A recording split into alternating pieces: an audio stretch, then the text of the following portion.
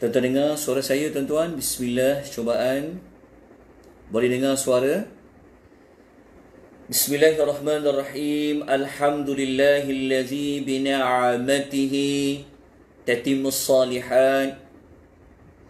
Wassalatu wassalamu ala Rasulillah wa ala alihi wa sahbihi wa man walah, amma ba'.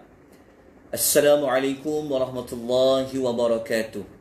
Tuan-tuan dan puan-puan, muslimin dan muslimat, rahimani wa rahimakumullah. Alhamdulillah, kita bersyukur kepada Allah Subhanahu wa taala. Pada pagi ini kita masih lagi diberikan kesempatan oleh Allah Subhanahu wa taala untuk sama-sama kita melakukan amal soleh kita, memperbanyakkan ibadat kita kepada Allah dengan kita berada bersama-sama, kita mempelajari tentang perkara yang boleh mendekatkan kita kepada Allah, perkara yang dapat menunjukkan sifat hamba kita, sifat kehambaan kita, tunduk kita, patuh kita kepada Allah Subhanahu wa taala, dengan kita membincangkan tentang satu amal, satu perkara, iaitu ad-du'a, iaitu berdoa kepada Allah Subhanahu wa taala. Jadi tuan-tuan dan puan yang dirahmati oleh Allah Subhanahu wa taala, kita mohon rahmat dari Allah untuk Allah mempermudahkan, untuk Allah melancarkan, Allah melapangkan dada kita, Allah mengurniakan ketenangan kepada kita. Allah Subhanahu wa taala mencampakkan rasa faham, mudah untuk kita memahami, mudah untuk kita belajar tentang ilmu-ilmu Allah yang kita akan kongsi bersama-sama pada pagi ini. Jadi tuan-tuan dan puan yang dirahmati, dikasihi oleh Allah Subhanahu wa taala, pada pagi ini kita akan memberikan tumpuan kepada fadailud du'a, ataupun kita sebut sebagai kelebihan-kelebihan kita berdoa kepada Allah Subhanahu wa ta'ala. Jadi pada hari semalam, alhamdulillah, kita telah pun membincangkan tentang pembahagian doa menurut Al-Quran dan menurut hadis Nabi sallallahu alaihi wasallam. Doa terbahagi kepada dua, iaitu doa masalah, dan yang kedua adalah doa al-ibadah. Kedua-dua perkara tersebut dia saling berkaitan, tidak boleh dipisahkan sama sekali. Jadi tuan-tuan dan puan-puan, pada pagi ini insya-Allah kita akan membincangkan tentang kelebihan-kelebihan doa. Jadi saya harap tuan-tuan dan puan-puan bersedia untuk mencatat sesuatu. Saya harap tuan-tuan dan puan-puan yang bersedia untuk membuat kitab-kitab untuk kita menulis sesuatu, kerana saya akan mengemukakan ayat-ayat Quran dan kita akan mengemukakan hadis-hadis Nabi SAW bagi setiap kelebihan-kelebihan doa yang kita akan sebutkan. Pada pagi ini tuan-tuan dan puan-puan, insya-Allah kita tak buat lama, kita mungkin dalam jam 9.30 mungkin saya dah kita akan berhenti, kerana saya ada kelas pada jam 10.30. Jadi saya mohon maaf pada tuan-tuan dan puan kalau pengisian pada pagi ini terlalu ringkas, pengisian pada pagi ini kita kata apa, terlalu sedikit waktunya. Walau bagaimanapun, kita yang paling penting adalah kita mohon kepada Allah, ilmu kita pada pagi ini adalah ilmu yang memberikan manfaat. Okey, tak perlu banyak, tetapi yang paling penting ilmu itu ilmu yang memberikan manfaat, ilmu yang boleh membawa kita lebih bertambah baik, ilmu yang membawa kita dapat beramal, ilmu yang membawa kita untuk kita mendekatkan diri kita kepada Allah Subhanahu wa taala. Kelebihan doa yang pertama, nombor satu, kelebihan doa seperti mana yang disebutkan oleh Allah di dalam Al-Quran. Okey, nombor satu, kalau kita banyak berdoa kepada Allah, kita sering berdoa kepada Allah, apakah kelebihannya?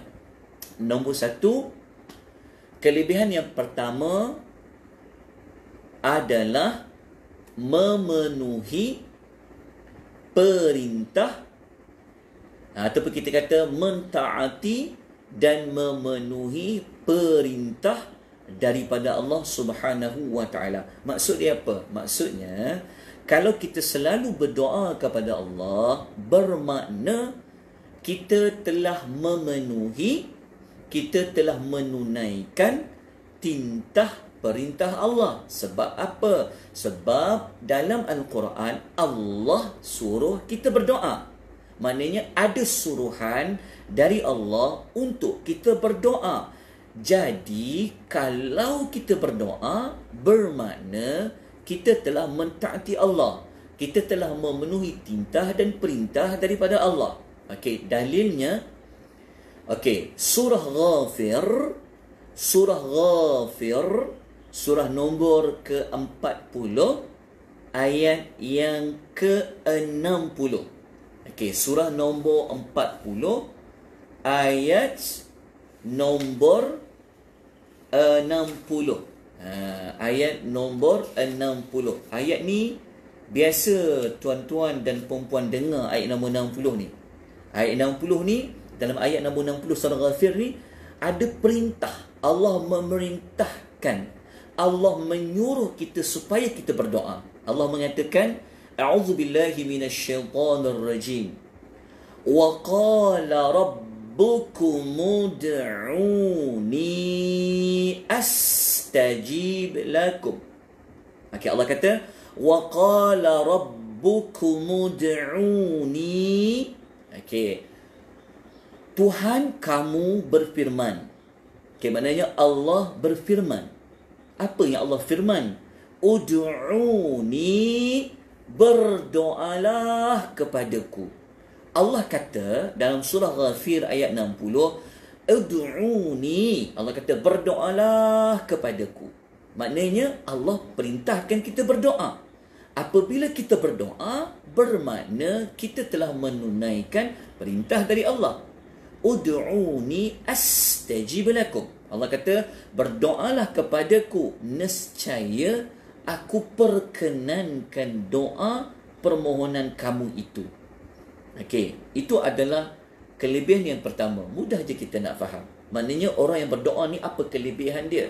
Kelebihan dia, kita telah menunaikan perintah dan suruhan dari Allah Subhanahu wa taala. Itu adalah contoh ayat surah Ghafir ayat 60. Ada satu lagi ayat mungkin boleh jadi sebagai dalil menguatkan kelebihan yang pertama. Kita tuan buat catatan. Okey, surah Al-A'raf. Surah Al-A'raf ayat 29. Ayat 29 surah Al-A'raf. Nanti tuan-tuan buat catatan. Kalau boleh tengok muka surat nombor berapa surah Al-A'raf ayat nombor 29. Saya sebut ringkas sahaja. Surah Al-A'raf ayat nombor 29. Dalam ayat itu, Allah perintah kita semua supaya kita berdoa kepada Allah. Allah mengatakan apa? Wad'uhu mukhlishina lahuddin. Okey, Allah mengatakan apa? Allah kata berdoalah kepadanya dengan mengikhlaskan dalam kita beragama. Maksudnya berdoa dengan ikhlas. Okey, maksudnya dalam ayat surah Al-A'raf ayat 29 itu ada perintah daripada Allah. Allah mengatakan wad'uhu, berdoalah kepadanya. Okey, itu adalah kelebihan pertama.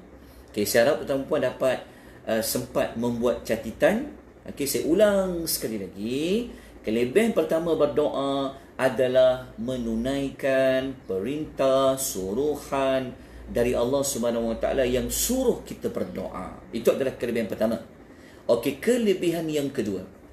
Okey, kelebihan kedua, jika kita selalu berdoa kepada Allah, okey, kita akan terselamat. Dia panggil as-salamatu minal kibr. Maksudnya kita terselamat daripada mempunyai sifat orang-orang yang sombong. Okey, orang yang selalu berdoa, orang yang sering berdoa kepada Allah, sebenarnya dia bukanlah orang yang sombong. Dia jauh daripada sifat sombong. Allah selamatkan dia daripada sifat sombong. Sebab apa? Sebab orang yang sombong, dia tidak mahu berdoa kepada Allah. Sama ada pada doa masalah ataupun pada doa ibadah. Sebab apa? Sebab dia rasa, sebab dia tak mau ibadat kepada Allah, dia tak mau berdoa kepada Allah, dia adalah orang yang sombong. Maknanya kalau kita sering berdoa kepada Allah, maknanya kita ini bukanlah orang sombong. Kita selamat daripada sifat sombong. Siapa yang kata? Allah yang kata. Okey, Allah kata pada surah apa? Pada ayat apa? Okey, ambil ayat yang sama macam ayat surah Ghafir tadi, ayat nombor 60, surah yang ke-40 surah Ghafir. Ambil ayat yang sama macam kelebihan nombor 1. Sebab pada surah Ghafir ayat 60 tadi, saya cuma baca potongan yang awal. Kalau kita baca ayat 60 sampai habis, kita akan jumpa tentang orang yang sombong, yang tidak mahu berdoa kepada Allah, yang tak mahu beribadat kepada Allah. Okey, ayat dia kalau kita baca penuh, ayat 60 surah Al-Ghafir, kalau kita baca penuh, wa qala rabbukum ud'uni astajib lakum. Itu adalah kelebihan yang pertama. Potongan ayat berikutnya itu adalah kelebihan yang kedua. Allah kata apa? Innal ladzina yastakbiruna an ibadati. Innal ladzina yastakbiruna an ibadati sayadkhuluna jahannama dakhirin. Okay, Allah mengatakan sesungguhnya orang yang bersikap sombong, orang yang bersikap sombong untuk beribadat kepadaku. Allah kata sesungguhnya, Allah menegaskan, Allah kata sesungguhnya orang-orang yang bersikap sombong untuk beribadah kepadaku. Ibadat di situ boleh juga merujuk kepada doa, boleh juga merujuk kepada doaul ibadah. Sebab kita ulah dapat hari semalam, ya Allah gunakan perkataan ibadati. Jadi Allah kata sesungguhnya orang-orang yang sombong daripada beribadat kepadaku, Allah kata apa? Akan kumasukkan mereka ke dalam Jahannam, iaitu neraka Jahannam, dalam keadaan dakhirin, dalam keadaan yang hina. Okey, maknanya kelebihan yang kedua apa dia tuan-tuan? Allah menyelamatkan kita daripada menyamai sifat orang-orang yang sombong. Dalil dia surah Al-A'raf ayat nombor 60. Okey, selesai tuan-tuan dan puan-puan. Dapat nombor 2. Sempat catat, moga-moga sempat. Okey, kalau sahabat-sahabat kita yang sempat menulis semula di bahagian komen, silakan tuan-tuan dan puan-puan. Jazakumullahu khairan katsira. Okey, kita pergi kepada kelebihan yang ketiga. Okey, kelebihan ketiga berdoa ni, apa kelebihan dia? Kelebihan yang ketiga adalah doa itu merupakan satu ibadah. Dia panggil apa? Ad-du'aul ibadah. Maksudnya inti kepada ibadat itu adalah dengan berdoa, ataupun paling mudah kita katakan doa itu adalah satu pekerjaan ibadah. Itu kelebihan dia. Rupa-rupanya orang yang sering berdoa kepada Allah, sebenarnya dia selalu buat ibadat kepada Allah. Berdoa apa saja doa. Doa makan ke, doa bangun tidur ke, doa masuk tandas ke, doa naik atas kenderaan ke. Betul tak? Doa macam-macam doa lah kita buat. Doa pakai pakaian lah. Maknanya kalau hari ini dah banyak doa kita baca. Doa keluar rumahnya, doa masuk rumahnya. Kan banyak doa. Ada orang pergi ke masjid pagi-pagi, dia masuk ke masjid, dia baca doa. Keluar masjid, dia baca doa. Dia masuk rumah, dia baca doa. Semua itu adalah ibadah. Rupa-rupanya naik kereta, anda baca subhanallazi sakhkhara lana. Oh, rupanya anda dah buat ibadat rupanya. Iya. Faham tak? Anda keluar daripada rumah dengan Allah, anda mengatakan bahawa bismillahi tawakkaltu 'ala Allah wa la tu'tu. Bismillah tawakkaltu 'ala Allah sampai hujung dia, anda telah buat ibadat rupanya. Ya, jangan kecilkan ibadah itu hanya kepada misi salat. Tidak. Kalau berdoa saja ia ibadat. Pagi ni anda dah sarapan, tapi anda mulakan dengan bismillah, anda berzikir kepada Allah, sebenarnya anda buat ibadat. Kerana apabila anda berzikir kepada Allah, sebenarnya anda berdoa kepada Allah. Okey, maknanya doa itu adalah satu ibadat. Dalil dia Ini disebutkan oleh Rasulullah sallallahu alaihi wasallam dalam hadis riwayat Tirmizi, juga hadis yang diriwayatkan oleh Abu Daud, juga hadis yang diriwayatkan oleh Ibnu Majah, yang mana Nabi sallallahu alaihi wasallam bersabda, Nabi kata ad-du'a'u huwal ibadatu. Nabi kata ad-du'a'u huwal ibadatu. Nabi kata berdoa itu adalah merupakan ibadat. Okey, Masya Allah. Okey, dapat kelebihan ketiga tuan-tuan perempuan. Okey, kita ada waktu lagi. Mari kita sambung pula kelebihan yang keempat. Kelebihan yang keempat ini, ia ada di dalam hadis Nabi sallallahu alaihi wasallam. Kelebihan yang keempat adalah berdoa merupakan perkara yang kita panggil apa? Perkara yang sangat mulia di sisi Allah. Maksudnya doa ni, orang yang berdoa ni, kan, dia berdoa tu sebenarnya, maknanya kita kata apa? Doa adalah satu perbuatan, pekerjaan yang sangat mulia di sisi Allah Subhanahu wa ta'ala.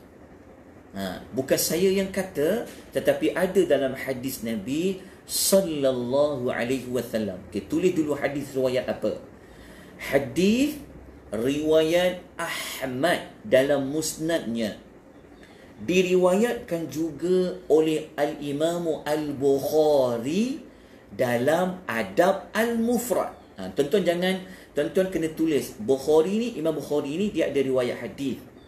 Satu dalam Sahih Bukhari, satu dalam kitab adab, namanya Adab Mufrad. Tapi riwayat Sahih Bukhari ni, yang kita nak baca hadis untuk kelebihan yang keempat ni,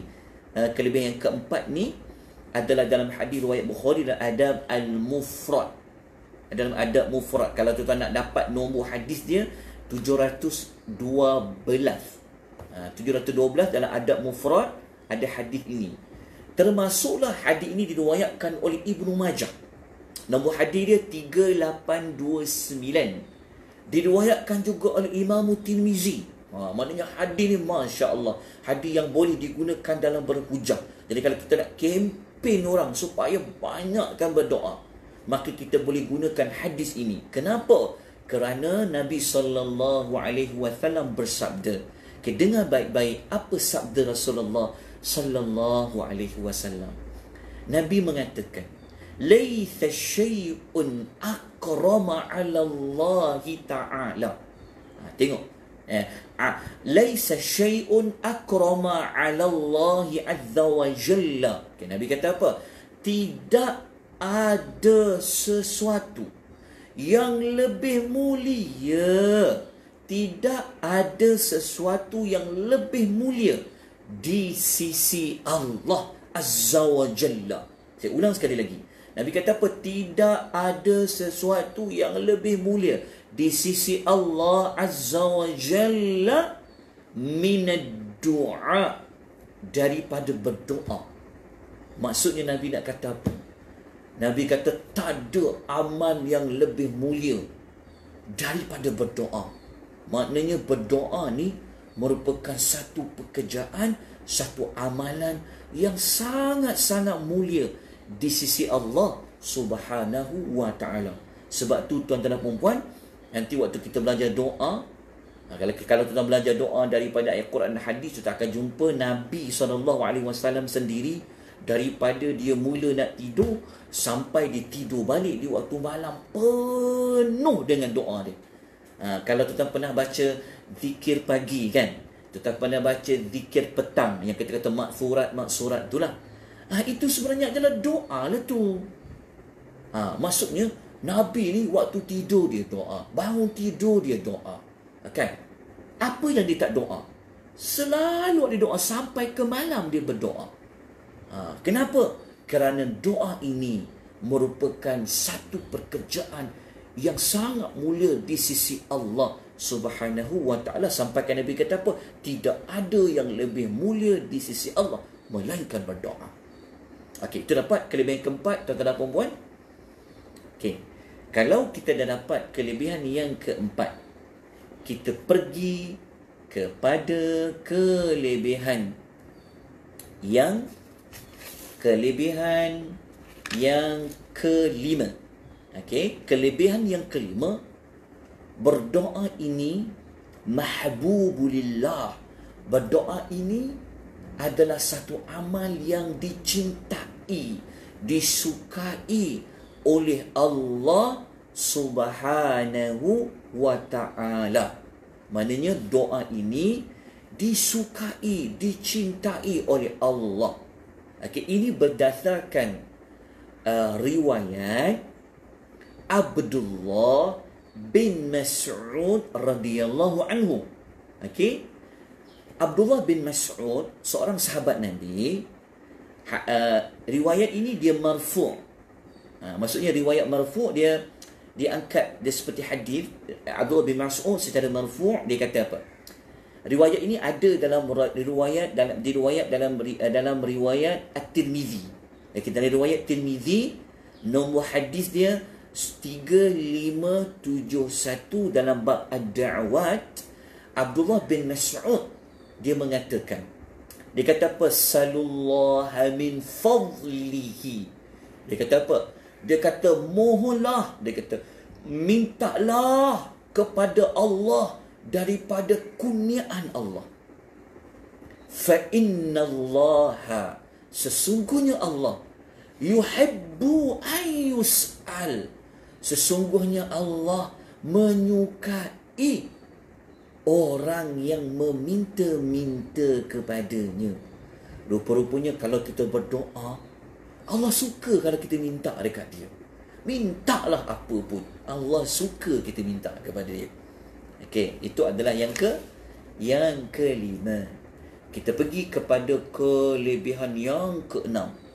Okey, kelebihan yang keenam, kalau kita sering berdoa, tak putus-putus berdoa, sama ada doa masalah ke ataupun doa dari sudut ibadat, tak putus-putus kita. Yang keenam, orang yang sering berdoa, orang yang selalu kerap dia berdoa kepada Allah, dia akan terselamat daripada Allah Ta'ala murka kepada dia.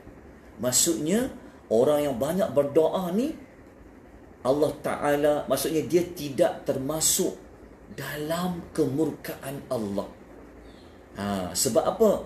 Sebab Allah sangat murka siapa-siapa yang tak berdoa kepadanya. Maknanya sebaliknya, jika kita berdoa kepada Allah, kita terselamat daripada golongan manusia yang Allah murka. Okey, dalilnya apa? Okey, dalilnya adalah berdasarkan hadis dari Nabi sallallahu alaihi wasallam. Okey, tulis dulu riwayat dia. Riwayat Ahmad dalam musnadnya, juga diriwayatkan oleh Al-Imam Tirmizi, nombor hadis 3373. Diriwayatkan juga oleh Ibnu Majah dalam sunannya, nombor hadis 3827. Dan hadis ini disahihkan oleh Al-Hakim dalam Al-Mustadraknya, dan Al-Imam Az-Zahabi sepakat menyetujui hadis yang diriwayatkan oleh Al-Hakim. Okey, hadis tu bunyinya apa? Nabi kata man lam yas'alullah, maksudnya man lam yas'alillaha, man lam yas'alillaha yaghdab alaihi. Nabi kata apa? Sesiapa yang tidak mahu meminta, memohon kepada Allah, maka Allah akan murka kepadanya. Siapa yang tak minta kepada Allah, Allah murka kepadanya. Tuan-tuan masih ingat lagi tak? Kita sebut awal-awal dulu, hari yang pertama, hari Isnin tu, saya ingat yang kita nak cerita tentang hari Selasa ya. Hari Isnin ke Selasa? Hari Selasa tak silap saya, yang kita mula-mula nak cerita pasal doa. Tuan-tuan masih ingat tak? yang Nabi pesan pada kita. Nabi kata apa? Yang tak Nabi kata? Nabi kata semua hajat-hajat kamu ni, kata Nabi, mintalah kepada Allah. Sehingga kan kalau tali kasut tercabut pun minta Allah tolong. Betul tuan-tuan. Tapi kita itulah kesilapan kita. Kita banyak, kadang-kadang kita terlupa pada Allah dalam bab-bab yang remeh, dalam bab-bab yang simple, dalam bab-bab yang sebenarnya tak payah. Kan? Takkanlah tali kasut terputus pun kan nak pergi minta tolong pada Allah. Ya, Nabi suruh. Bahkan kalau kita baca surah Al-Fatihah ayat 5 pun, mana perkataan hanya kepada Allah minta tolong. Saya bagi contoh. Okey, tuan-tuan dan perempuan. Kalau tuan-tuan dan perempuan sakit kepala, tuan-tuan dan perempuan akan ingat siapa? Ada orang dia teringat Panadol. Dia terus ingat ubat apa? Ubat yang boleh lega kepala, dia ingat. Panadol dia ingat. Tetapi dia tak ingat pada Allah. Sedang dia lebih nampak Panadol tu yang sakit dengan sakitnya, dia terlupa nak minta tolong pada Allah. Okey, kalau kereta kita rosak, kita terus teringatkan Pomen. Ini kesilapan kita. Kita terus call Pomen, tapi pernah tak? Ataupun ada tak kita cari Allah dulu? Ya Allah, aku peningkap. Ya Allah, aku ditimpa dengan sakit. Kan? Minta Allah sembuhkan. Barulah kita cari doktor. Barulah kita cari ubat nak dimakan.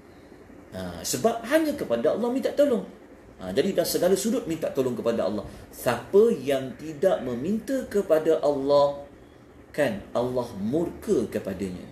Jadi marilah sama-sama kita minta apa saja kepada Allah Subhanahu wa ta'ala. Itu adalah kelebihan keberapa tuan-tuan? Kelebihan yang ke-6.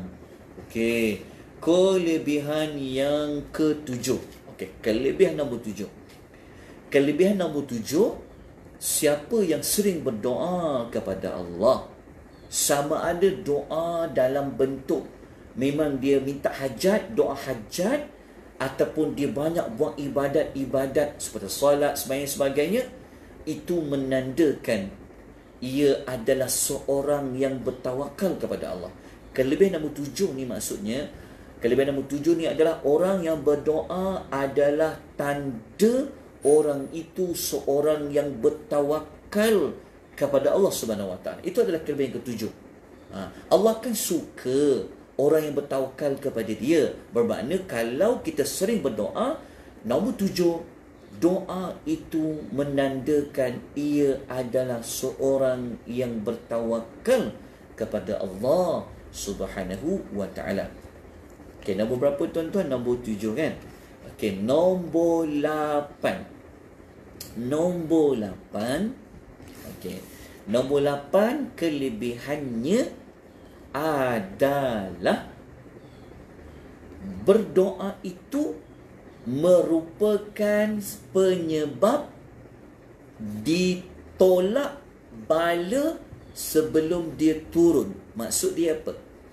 Kalaulah Allah takdirkan satu bala azab, kita kata satu bala nak turun, kan? Bala itu dia boleh tak jadi turun, boleh berhenti tak turun dengan doa. Maknanya doa ni merupakan penyebab sesuatu bala itu tidak diturunkan oleh Allah. Maksudnya kalau bala tu nak turun, bala itu boleh diberhentikan. Bala itu tak diturunkan oleh Allah. Sebab apa? Sebab makhluk-makhluk yang berada di bumi ini, mereka berdoa kepada Allah. Dalilnya adalah berdasarkan hadis Nabi sallallahu alaihi wasallam. Okey, tulis dulu hadis riwayat apa? Sebab kalau kita nak guna hadis dalam hujah, nak gunakan hadis dalam beramal, kita kena tahu status dia dulu. Riwayat hadis ni adalah hadis yang diriwayatkan oleh Imam Ahmad. Tuan-tuan tulis saya sebut perlahan je. Riwayat Imam Ahmad, diriwayatkan juga oleh Ibnu Majah, juga diriwayatkan oleh Al-Imam Tirmizi. Okey. Riwayat Ibnu Majah, riwayat Imam Ahmad, riwayat Al-Imam Tirmizi. Kalau tuan-tuan nak tuliskan nombor hadis dia, riwayat Ibnu Majah ni hadis nombor 90. Riwayat Tirmizi dalam hadis nombor 139. Apakah sabda Nabi sallallahu alaihi wasallam? Nabi bersabda, "Wala yuraddul qadari illa du'a'u." Nabi kata, "Wala yuraddul qadari illa du'a'u." Nabi kata, tidaklah yang dapat menolak qadar, menolak ketentuan, melainkan dengan doa. Disebut sebab umum. Tidaklah yang dapat menolak sebarang qadar, sebarang ketetapan, sebarang ketentuan, melainkan dengan dia doa. Maksudnya kalaulah, sebab bala kan termasuk dalam satu ketetapan Allah, kita boleh maknanya bala itu boleh, doa itu menjadi penyebab kepada bala itu tidak diturunkan oleh Allah Subhanahu wa taala berdasarkan hadis Nabi sallallahu alaihi wasallam. Dan nombor berapa dah tuan-tuan dan puan-puan? Nombor 8 kan? Okey, nombor 9. Nombor 9. Okey, nombor 9 ni. Okey. Nombor 9, doa merupakan penyebab diangkatnya bala setelah diturunkan. Kalau tadi nombor 8, bala tu dia tak diturunkan oleh Allah, ditolak macam mana? Dengan doa. Tetapi kalaulah bala tu dah turun, dia boleh diangkat semula. Dia boleh maksudnya bala tu cepat-cepat diangkat oleh Allah Subhanahu wa taala adalah juga melalui doa. Adalah juga melalui doa. Okey, itu yang ke-9. Dan yang ke-10. Yang ke-10, kita ambil 10 je lah tuan-tuan dan puan-puan, mudah. Okey, yang ke-10, orang yang berdoa itu mempunyai sifat hamba-hamba Allah yang bertakwa. Maksudnya yang ke-10 mudah je. Yang ke-10, orang yang berdoa ini mempunyai ciri-ciri orang-orang yang bertakwa. Dalil dia surah Al-Anbiya ayat nombor 90.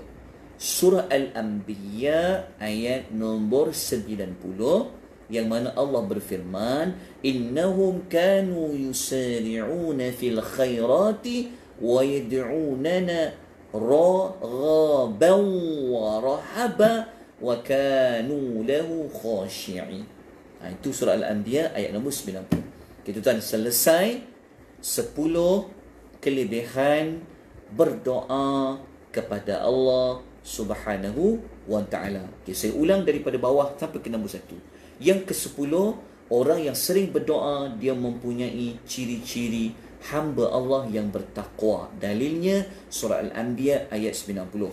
Yang ke-9, orang yang berdoa itu, doa itu merupakan penyebab kalau bala diturunkan, diangkat oleh Allah Subhanahu wa ta'ala.